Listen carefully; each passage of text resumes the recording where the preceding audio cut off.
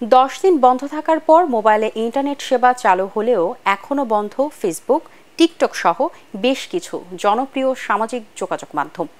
আগামী বুধবার বিটিআরসিতে ডাকা হয়েছে এসব সামাজিক যোগাযোগ মাধ্যমের প্রতিনিধিদের।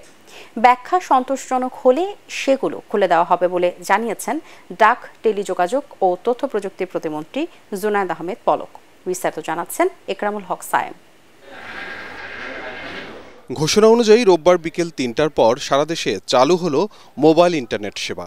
যদিও আছে ধীরগতির অভিযোগ। কোটা সংস্কার আন্দোলনকে ঘিরে সৃষ্ট সহিংসতায় টানা 10 দিন তা বন্ধ ছিল। সকালে বাংলাদেশ টেলিযোগাযোগ নিয়ন্ত্রণ কমিশন বিটিআরসি ভবনে বিভিন্ন মোবাইল ফোন অপারেটর ও মোবাইল ফিনান্সিয়াল সার্ভিসের প্রতিনিধিদের সঙ্গে বৈঠক করেন ডাক, টেলিযোগাযোগ ও তথ্য প্রযুক্তি প্রতিমন্ত্রী জুনায়েদ আহমেদ পলক। এ সময় মোবাইল ডেটা চালুর ঘোষণা দেন তিনি। যারা মোবাইলের গ্রাহক, যারা ইন্টারনেটের যে প্যাকেজগুলো ছিল, ডেটাগুলো ছিল, সেটি আসলে তাদের তো ব্যক্তিগতভাবে কোনো দোষ না, কিন্তু এই নেটওয়ার্কটা আসলে নিরবিচ্ছিন্ন না থাকাতে তারা সেই সময় ইন্টারনেটটা ব্যবহার করতে পারেনি। 4Gতে যখন যুক্ত হবেন তখন মোবাইল ইন্টারনেট ব্যবহারকারী প্রত্যেক গ্রাহক 3 দিনের জন্য 5GB বোনাস তারা ডেটা পাবেন। তবে দেশে এখনো বন্ধ ফেসবুক, ইনস্টাগ্রাম, টিকটক ও এক্সের মতো জনপ্রিয় সামাজিক যোগাযোগ মাধ্যমগুলো। গুজব নিয়ন্ত্রণে যথাযথ আশ্বাস পাওয়া গেলে এগুলো খুলে দেওয়া হবে বলে জানান তথ্য প্রযুক্তি প্রতিমন্ত্রী।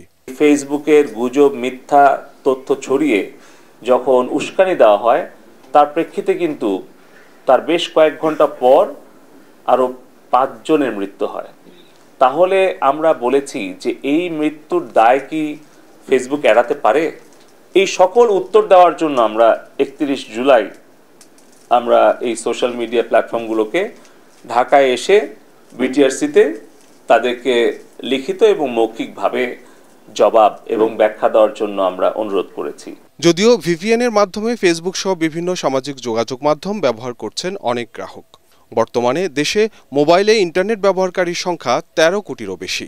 দেশের সামগ্রিক আইন শৃঙ্খলা এবং নাগরিক। একরামুল হক সায়েম, এটিএন বাংলা, ঢাকা।